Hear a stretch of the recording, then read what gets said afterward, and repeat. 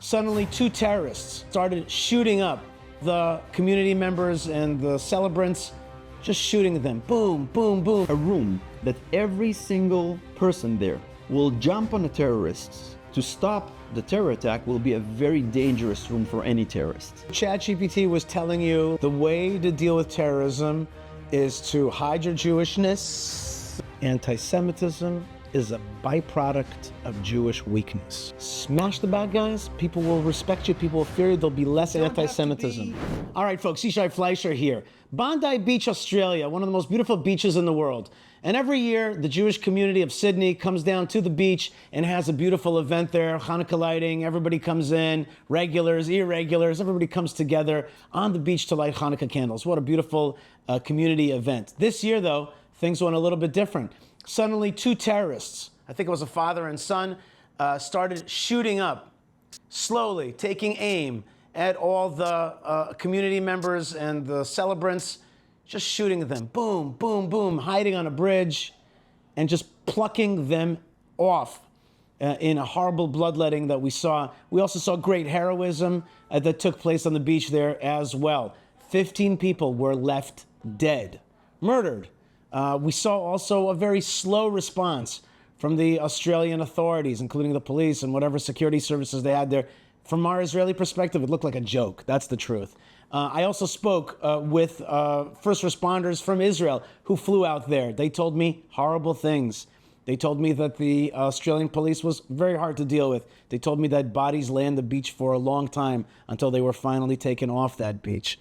And that got me thinking about how do we secure the Jewish communities abroad? We think a lot about national security here, but national is not just the state of Israel, but it's the Jewish people. That's our nation, national security. Yair Ansbacher is my guest. Dr. Yair Ansbacher is a national security expert, an author. We've had him on the show before. And he reached out to me a few weeks ago and he said to me, Yishai, we gotta talk about community security of Jews around the world. And I thought to myself, he's right. And so this show today is not just, intellectual fun. This is actually trying to help make sure the Jews around the world are safe. Thank you so much for bringing this topic to my attention. Thank you, Yair. It's a privilege and honor to be here again. Okay, first thing is consciousness. Before we get to the issue of physical security, it's consciousness. Do Jews need to change their attitude? Do they have to, is there a wake-up moment? Is there an aha moment that hasn't happened yet? Is there an understanding around Jewish communities, if it's in major Jewish communities like New York, or if it's in more outlying communities around the world, and even in America, there's more outlying communities, has the, as we say in Hebrew, has the asimon dropped? Okay, did they get it? That's an Israeli slang for like, did you get it? Is there a consciousness change, or does one still need to happen? So I think the answer is depends on every specific place and community leader. I've been in the last 2 years in maybe 50 or 60 different communities around the world, in the US, in Europe, and some other places also. And every place is different. This is why I think our conversation cannot deal only with, or deal at all with the tactical stuff. Right. Is the door strong enough to hold against a 9mm? Is it thick enough? Is it good to pray with a synagogue full of windows? All those micro-tactic questions are very important. And actually, at the moment, I'm doing some process of giving some counsel on those issues. Consultation. Yeah, to communities around the world. That's one thing. But I think we should talk about the philosophy. Right. And I want to start with that. It's a huge present. We were talking about that in the last conversation. It's a huge present that we got from Hashem, and that we have the Israeli state now. It's not only a place. It's actually a state of mind. It's the fact that the Israel. It's not only a place. It's a state of mind. Yeah. It's a way of thinking about Jewish life, and the Jewish life is not anymore, tzon latevach. You can't. I have to translate that.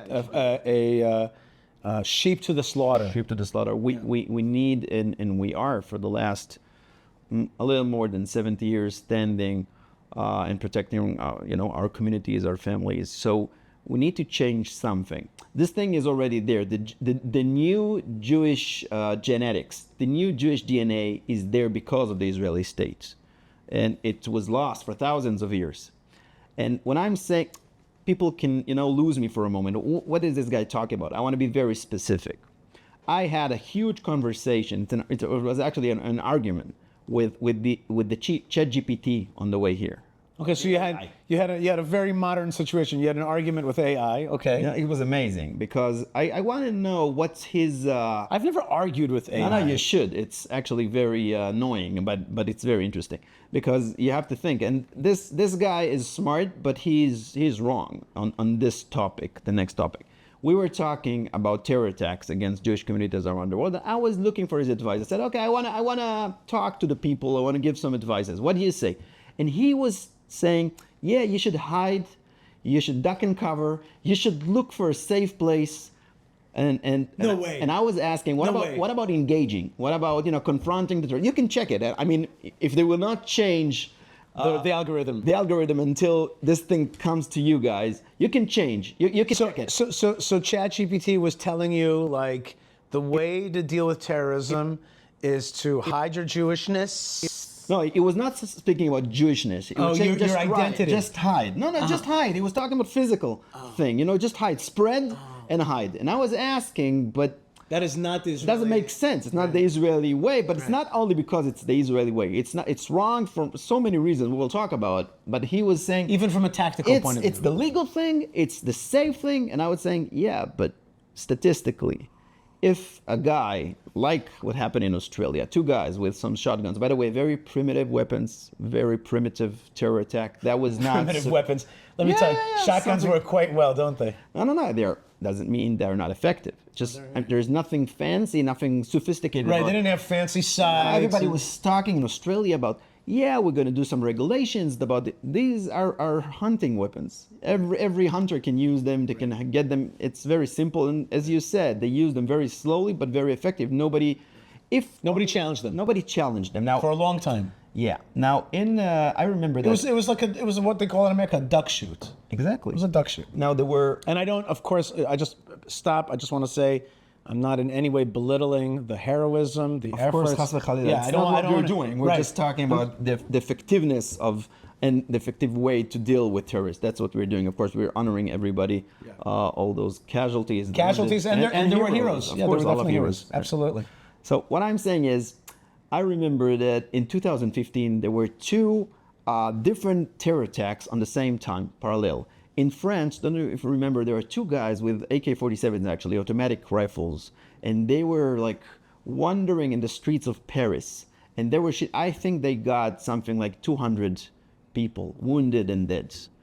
They were running for 2 hours or something. Nobody dealt with it. Everybody was like, and in Israel, in the same year, we had what we call Godel HaSha'ah. It was like Intifada of the knives. You remember that? The knife Intifada. Yeah. I was living in East Jerusalem, and we're in Jerusalem right now. I was in Eastern Jerusalem on the Mount of Olives. That's where I was living. I was dealing with that like this. Okay. You saw. It was. We were streets. Yeah, we were in the streets. Yeah. Okay, so the sporadic attack could have come from everywhere, anywhere. Every person could have been, a terrorist, potential terrorist. Right. And what.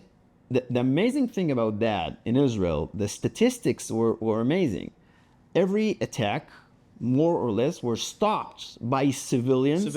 After something like between 15 seconds and 2 minutes. That's it. Right. Those guys in Paris were wandering for 2 hours. Right. Here in Israel, you can shout Allahu Akbar, you can start an attack, and then after 2 minutes, you're down. Doesn't matter what you managed to do, what you managed to pull, how many damage you did.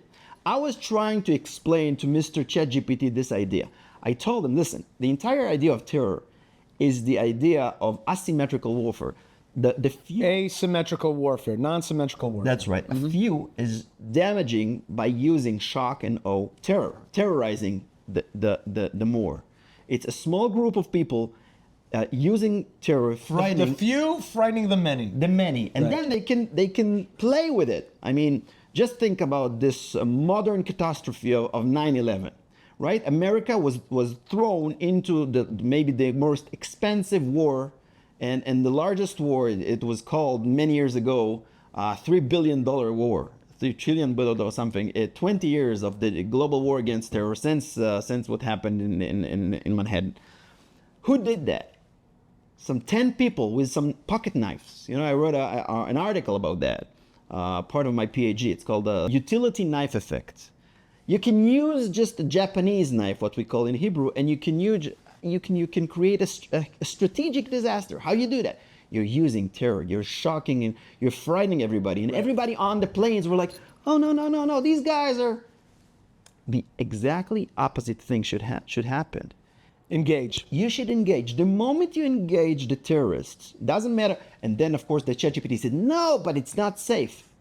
I said, but it's the opposite. The statistics say that exactly the opposite. If you're stopping, if you're blocking, even if you're what you call leshabesh, like Screwing up with him. Right. Every messing up his a terror attack is something very short. Most of them are very short. And we're talking about it's not even a golden hour, some golden moments. And the philosophy should be, and that's the Israeli way. It's not the old Jewish, it's the modern Israeli. That's what you meant by state of mind. You should go and engage. The moment you engage, doesn't matter what happened, you're stopping, you're blocking, you're erupting, and you're saving lives. Right. And the ChatGPT was fighting, was arguing against that. Because I mean, that is kind of surprising. In the end of the conversation, I said, I don't believe Why would ChatGPT be in such a defensive mode? So he said, it's because you're telling me. In the end of the conversation, we had like 10 minutes of conversation arguing. He said, you believe that the life of the collective is more important than the life of the individual. Right. So in the end, it was a philosophical conversation between us. Well, and there's no question that the hidden trait that you're talking about at the end is courage. Yeah, but it's also mathematic. It's in a room that every single person there will jump on the terrorists and try to disarm him, to neutralize and to stop the terror attack will be a very dangerous room for any terrorist. Right. And this is what we need to do about the way we should prepare the communities around the world. One great example for that is armed ultra-Orthodox Jews. That's right. Okay, that's a very good example because you had the famous and awful terrorist attack in Har Nof, an ultra-Orthodox community. Five died. Yeah, and a lot, and these horrible images of Jews being slaughtered in a synagogue. Right. You know, you saw the talit and the tefillin and the books and the blood, and it was just like, it was the kind of images that Israelis throws. It's back there in right. our Jewish heads. Right. The Jewish memory sense. I don't know. Right. Sense. But then there was a terror attack not so long ago in in Jerusalem at the bus station. Right, in the junction. Right. And what you had was ultra-Orthodox guy chasing him down with a weapon. That's right. And with IDF tactics. It was clear that this guy was just not just had a gun, but was using the tactics that we studied. Knowledge. He had the knowledge. It was obvious. So meaning to say, there's courage, but there's also the tactical training. There's courage and there's knowledge. Right, there's courage and there's knowledge. As much as you prepare yourself, you're aware, and you have the imagination, and that's maybe the first thing, the first rule in preparing ourselves, our communities, our people in Israel and in the diaspora all over the world, doesn't matter. And that's, don't think and don't say, it will never happen to me. Prepare yourself, prepare your community, prepare your family, and then if, God forbid, something is happening, you say, okay, this is what we've been waiting for. I just want to give it's a big change, for many people. Sure. I was in many places, in many communities, they were like, see, that's what and I want to hear this. This is what I want to hear exactly. That's what I started asking you. I started asking you, Yair Ansbacher, the mind change. So you've been to communities where people said that they're not into that, right? Yeah. I once was giving speeches. More than that, they made me feel that you guys from Israel, you're bringing the tzarot with you. Oh. Don't talk about those issues. Right, here. It's very peaceful. It's very quiet. Here we in Australia we don't talk about those issues. 1929 in Hebron, the Palmach came. One of the strike forces is the first Israeli defense strike force. Right. It came to Hebron, to the Jewish community, and they said, "You need our protection." And what the Jewish community there said was, not only do we not need you guys are actually starting the problem. And they forced them to leave. And then there was the horrific 1929 riots where Jews had no ability to defend themselves against the jihadist mob that came with clubs. And why did the Palmach got to Hebron in 21?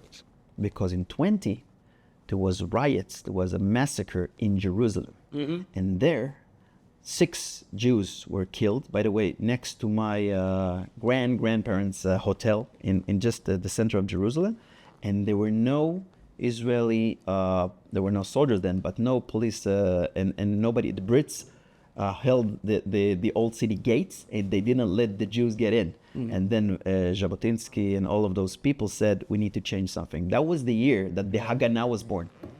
A year before. So the Palmach or the Haganah is coming to these guys, and they're saying, listen, we already know something. Change. You need to change. You need to understand, and you need to feel and sense that there is something in the atmosphere that is changing. Well, we see that there is change inside the ultra-Orthodox. I just want to give you one more small example. My son goes to a certain school, not far from where I live, but he said to me, Abba, I feel like the school isn't organized for security, and I want to create a squad with my high school friends for defense, even for escape. But we want to have a plan. Perfect. We want to have a defense plan, and I was very happy. And that's exactly what you're talking about. He was starting the preparation by thinking about. That's that. right. That's it. That's right. And this is what I mean. That's the basic. But you did hear from communities who told you you're bringing you said sarot, your Israeli problems. Yeah, your attitude. This your guy, attitude, right? You guys are not. I mean, you're welcome. You're always welcome. But don't bring this attitude with you guys. Okay. But there is communities now that are reaching out to you and asking for advice. Yeah, and we consultation. And I'm not at the moment. We don't need much more, because what we understand that every community has its own, not only culture and not only cultural environment and atmosphere, but also way of doing things. And of course, there are the internal politics and everything. Every community is a world, but you can do a lot if you just open your eyes. I was in a place in Florida, whatever. They have, I mentioned that, they have a beautiful synagogue, but all the walls are just glass. Just glass. It's beautiful. But I told them, listen, after the prayer, just went to the rabbi alone. I said, listen, you see the road from here? It's 50 meters from here. That's not even the range. I mean, it's half the range of an assault rifle. Right. And he said, yeah, but I said, I'm not saying anything. It's your place, but you need to understand that from there to here, this is just a drive-by. It's a range. It's a drive-by. Yeah, it's a duck shoot. It's a duck shoot. Right. But I'm saying you just drive by. So what can I do? I said, I don't know, but just think. You can start with curtains. You can do something on the road, maybe right. But just think. I don't want you to do anything. I just want to think. And then he started to say, you know what? He said, they actually offered me something from the government. They said maybe some budget for prepare for emergency or something, which is a governmental thing, right. Federal. FEMA. He said, whatever. Yeah. He said, maybe I can use. I said, oh, you see, you're thinking. You don't right. need me anymore.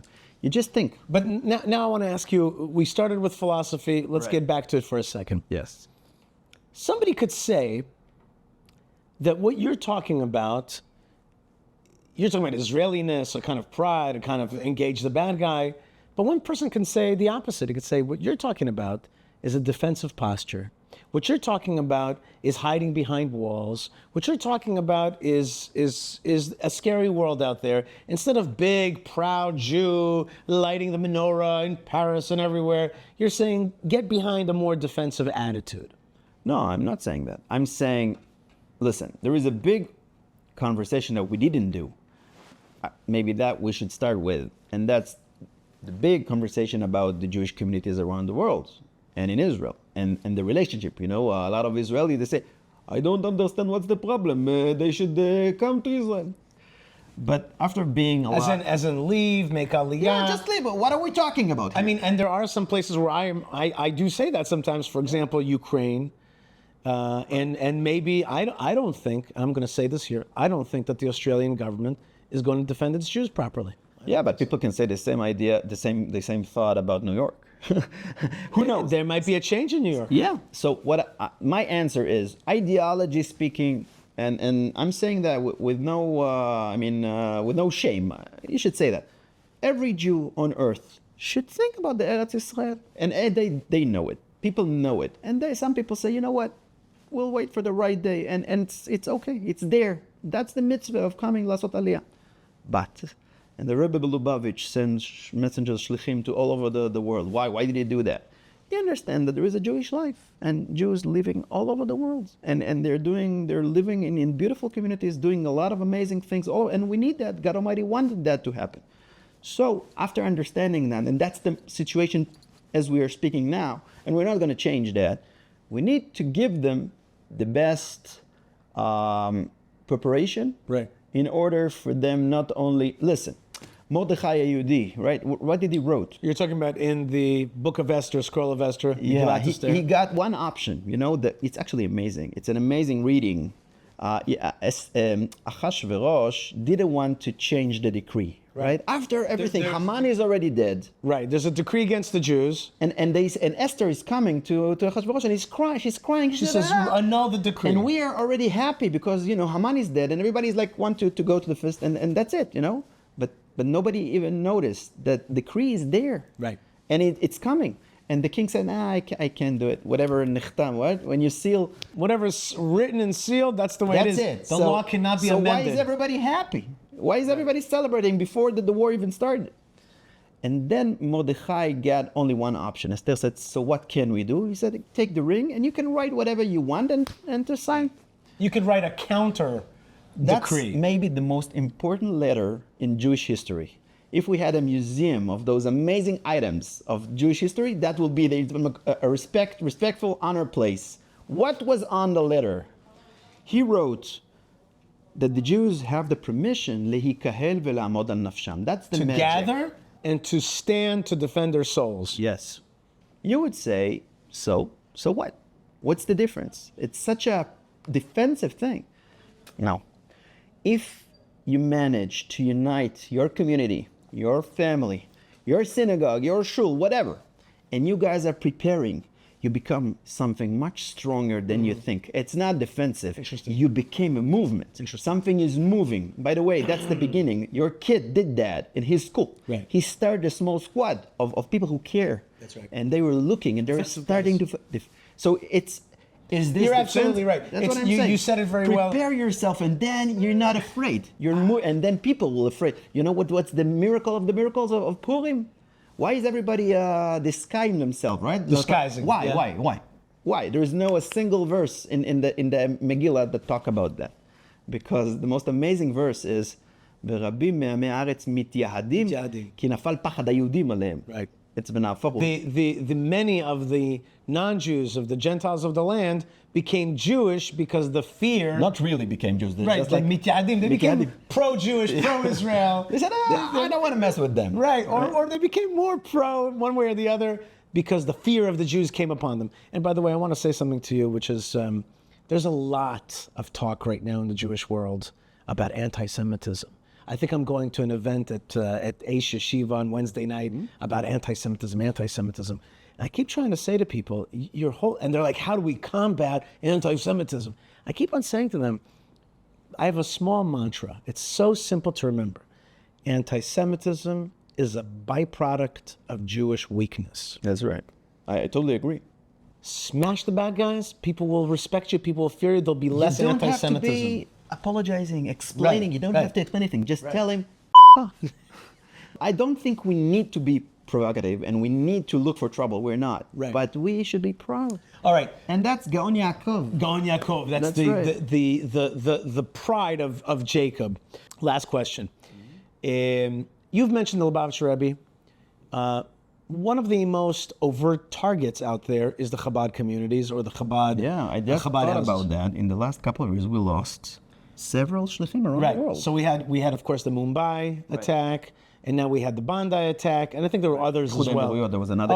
That's right. In the UAE, right? Yair, Dr. Ansbacher is mentioning. That's right. So these guys are very overt Jews. They look overt. They're oftentimes the leaders of the more outlying communities, and they are under attack. Now, Chabad houses, ostensibly, some of them have a more Israel kind of mindset of strength and defense. Not all of them. Some of them are like, no, we're here and we're at peace.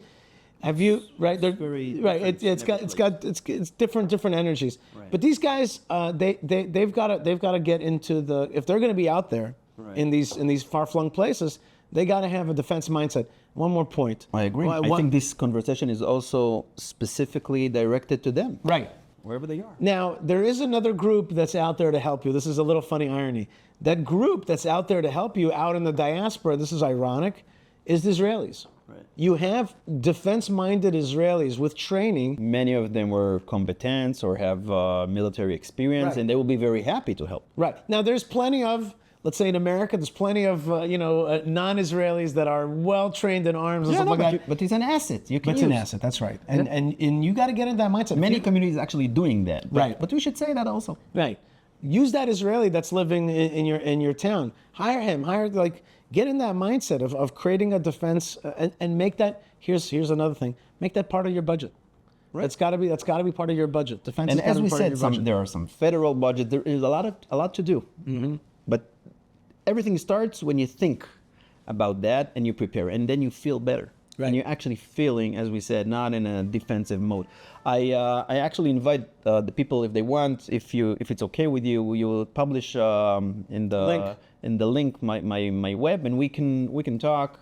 It's important. It's life-saving, and yes, If we're saving one Jew, that's right. it. That's right. And by the way, there are many non-Jews that are with us. I have many non-Jews that I know would take a bullet for me. I totally know that. agree. Yeah. If we're saving human beings, That's right. That's it. No, we could protect Jews, but just so you know, there's going to be a lot of non-Jews that are going to be with you, standing there to protect you. But you got to have, as Yair said, that Gaon Yaakov. You got to have that pride, that strength. And actually, the answer to my question beforehand is that defense is actually part of that pride. I totally agree. The defense is part of that pride. Agree. When people see that you are defensive, you're also strong. You're going to fight back, that you're not going to let people have their way with you. In many ways, in security, we're talking about preventing. And in many situations, we don't even know. But somebody had an idea, had a thought, he saw, and he said, I prefer not to do it. Understand what I'm saying? No. When I was a soldier, our commanders in the IDF told us, you should take care about your equipment and the way you look. And I said, why is it so important? I mean, it should be very comfort. But he said, nah, because the Arabs or the enemies, whatever, if they plan something and they look and they see a soldier they don't want to mess with, they say, right. You know what? That's right. Not today. That's right. And you can do the same in your community, and we will talk about that. You know, by the way, my grandfather's side is from the town of Ostrovets or Ostrovca. Yeah. And there was a great tzaddik that lived there, Mary Yechila from Ostrovca. Yeah. And he was fasting for 40 years because he saw the Holocaust coming. Anyway, they heard that a pogrom was coming. He got out from the bed. He took a knife and he turned on the light outside of his door, and he stood like this. This little frail rabbi stood with a knife. And then other people saw him. They also stood with a knife. And when the pogromchikim, the ones that were about to commit a massacre, saw them, they turned around. That's right. That's right. So Jewish strength, Jewish pride, Jewish defense, and lovers of Israel around the world, lovers of the Jewish people, are together. Dr. Yair Ansbacher, thank you so much for joining us to have this important, Abishai, for this privilege again. awesome conversation. And get smart, get strong out there wherever you are. And of course, God will be with you when you're strong. Don't forget to join us and to support our strength through fightforisrael.org, Israel.org, or buymeacoffee.com/Yishai, buymeacoffee.com/Yishai. And with all the defense and with all the unity and with all the pride, let's not forget the God of Israel who gives us the strength. The formula is very simple. He gave us this huge present. That's right. Be strong and thank him. That's the whole formula. God bless you wherever you are. Thanks again, and blessings from the land of Israel, from the land of blessings to you. And shalom. Shalom, shalom.